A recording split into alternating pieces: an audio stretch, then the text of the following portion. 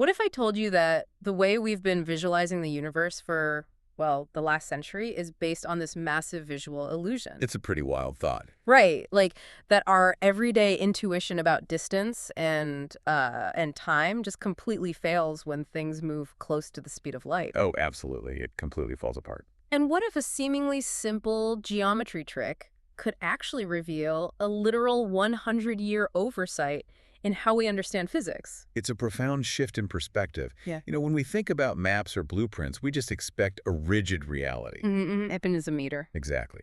A meter is always a meter. A minute is always a minute. But when you step into the world of special relativity, that entire rigid blueprint just completely melts away.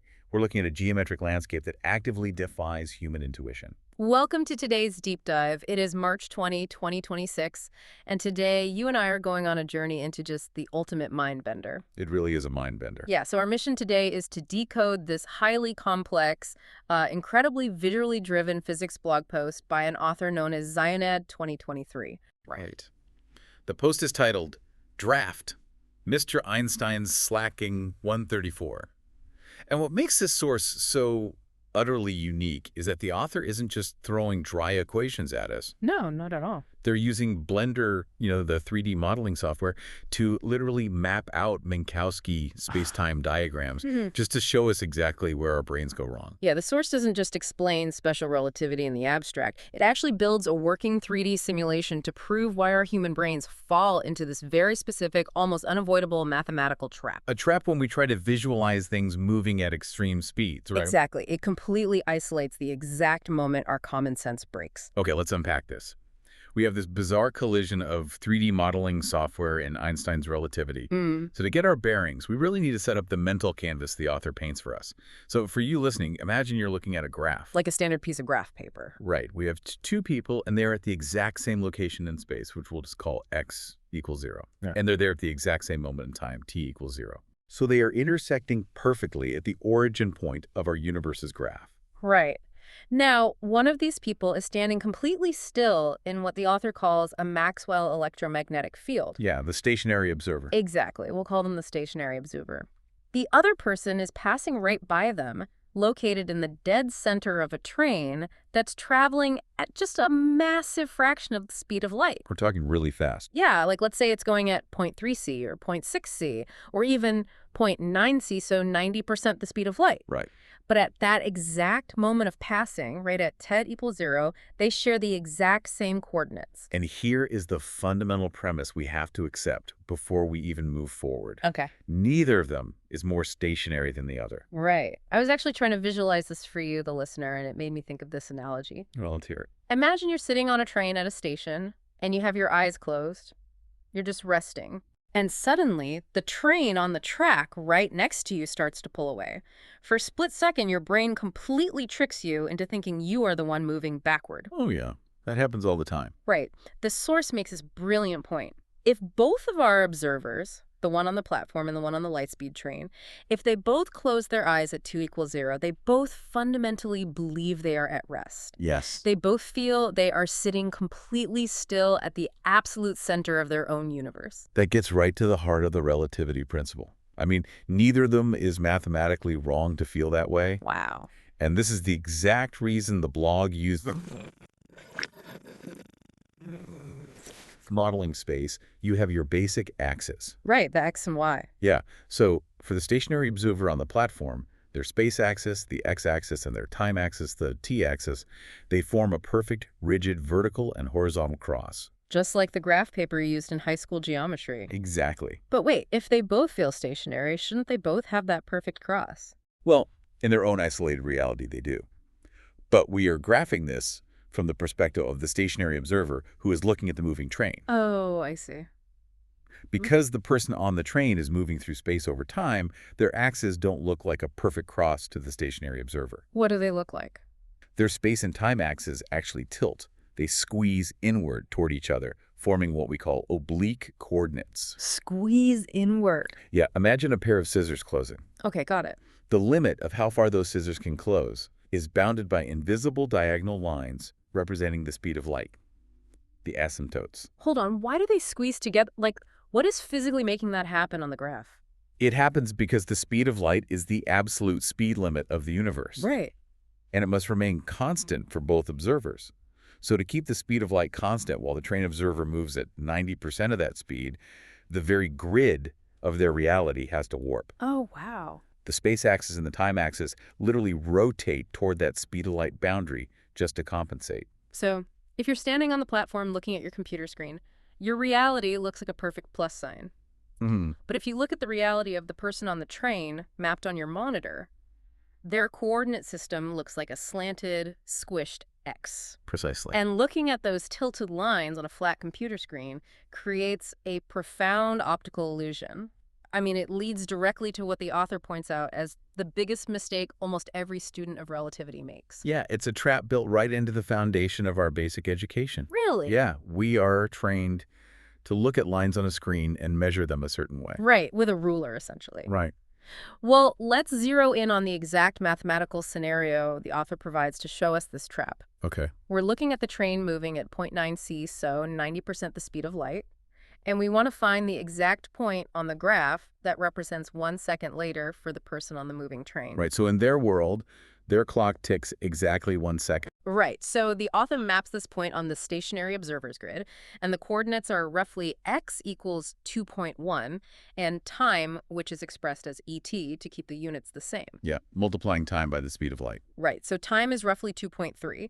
The exact numbers the author uses are 2.0647 for space and 2.2942 for time. So just to clarify, on the stationary observer's screen, the point representing just 1 single second for the moving train is located over 2 units of space and over 2 units of time away from the center origin. Exactly. And here's where I have to push back, or at least do the math the way my human brain desperately wants to do it. Let's do it. If you and I are looking at that specific point on a 3D monitor and we want to know how long that line is from the center, our brains are going to use the standard Pythagorean theorem. Good old a squared plus b squared equals c squared. Right, because that is how we measure the distance of literally everything in our everyday physical world. You measure the horizontal, you measure the vertical, you square them, add them together, and you find the hypotenuse. Exactly. So if you try to do the math on this right now, your brain wants to take that space coordinate, the roughly 2.1, and square it. Then you take the time coordinate, roughly 2.3, and square it. Add them together and take the square root. And what do you get? When you do that, the physical length of that line drawn on the screen is over 3 units long. It's exactly 3.0865. Okay. So I have to ask, if the moving person only experiences 1 second, why does the line measure over 3 units long on my screen? Doesn't that mean time literally stretched out to 3 seconds? What's fascinating here is that you've just perfectly demonstrated the trap. I fell for it. You fell for it. Yeah. You're trying to measure space-time using a standard everyday ruler. But space-time does not obey standard Euclidean geometry. So it just breaks the Pythagorean theorem. It completely shatters it.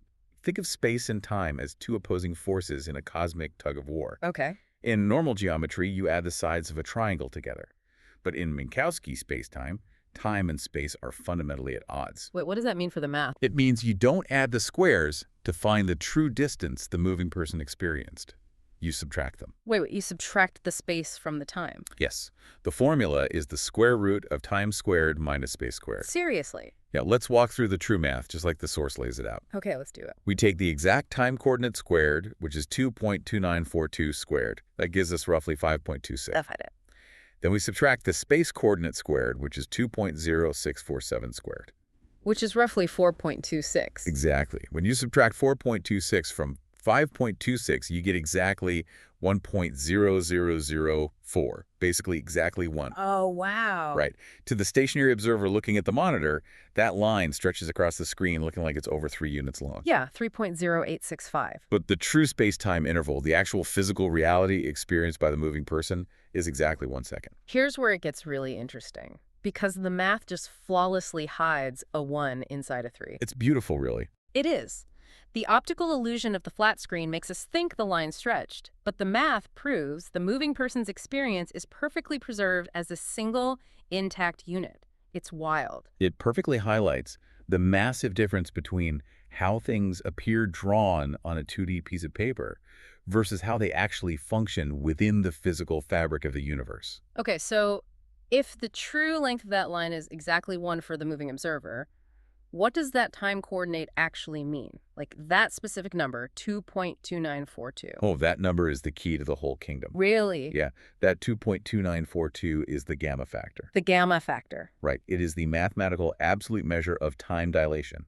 Think of the gamma factor as the universe's exchange rate between space and time. Exchange rate. I like that. Because the speed of light is the absolute speed limit. When you move exponentially faster through space, you literally have to borrow speed from your movement through time. So time dilation isn't the physical line stretching to 3. Time dilation is the coordinate itself. Indeed. When the moving observer's clock ticks exactly 1 second, the stationary observer back on Earth has had to sit there and wait 2.2942 seconds. Wow. Time is literally running slower for the person on the moving train.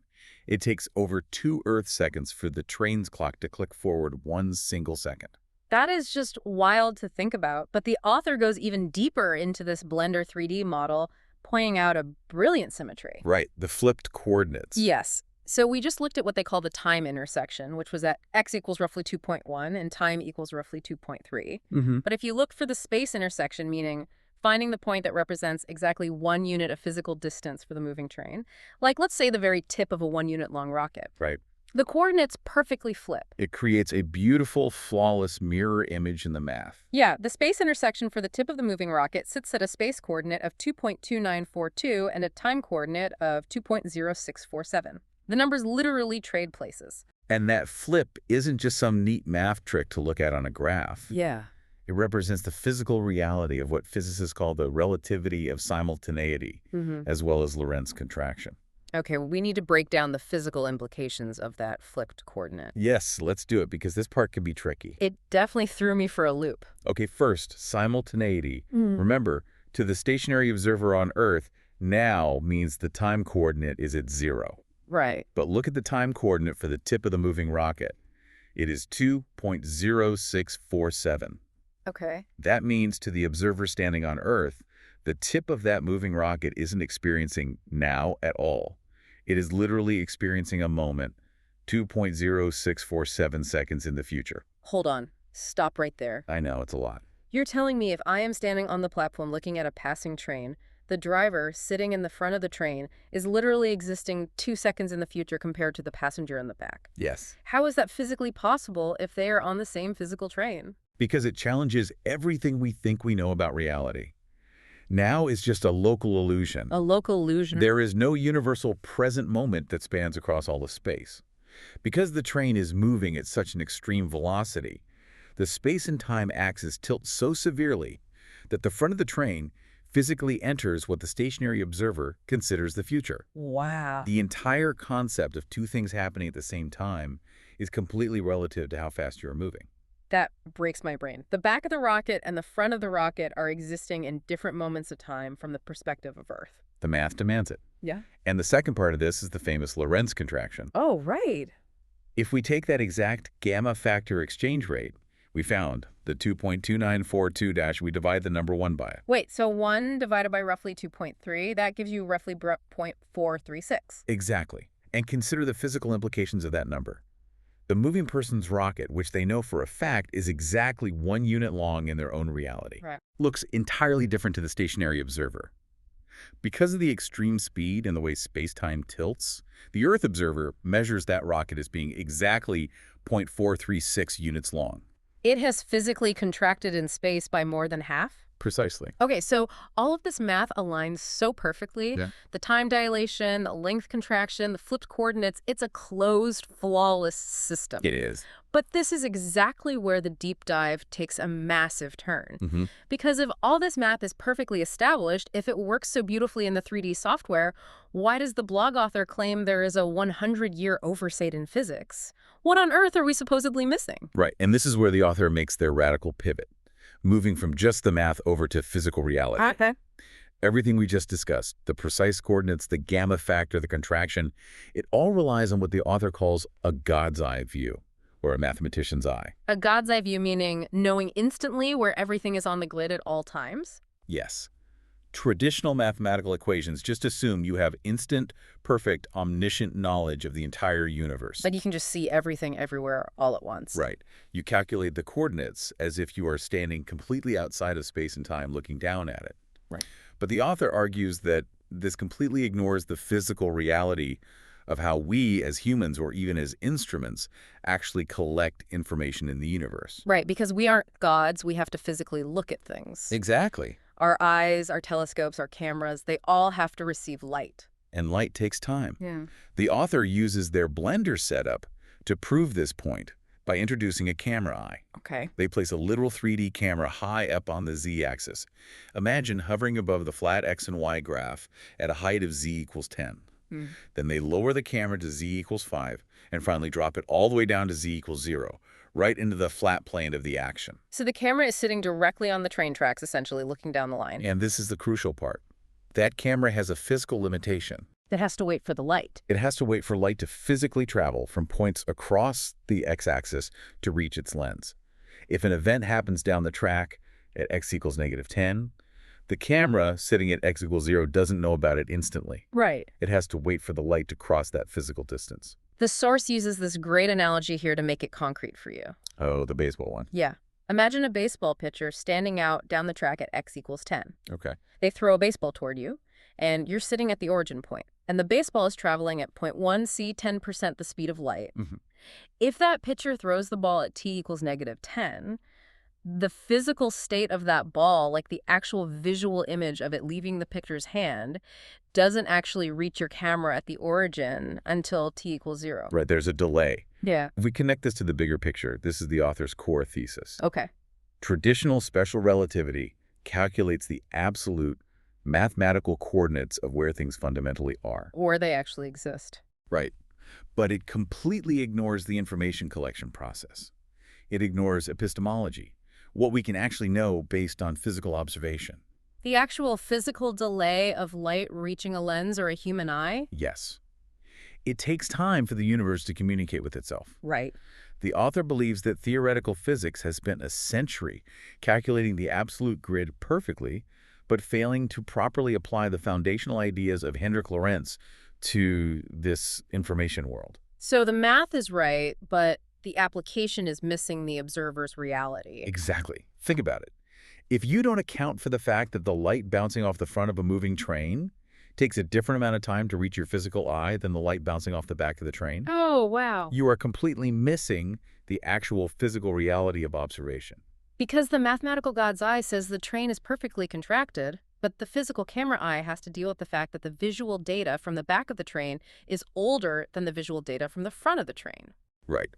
The author firmly believes that understanding this physical delay shifting from a purely mathematical absolute grid to a reality bound by the speed of information is the key to ending a century of theoretical misdirection. That makes so much sense. We don't live in the absolute grid. We live in the delayed information world. So what does this all mean? We started by imagining ourselves closing our eyes on a train station platform, feeling like the absolute center of the universe.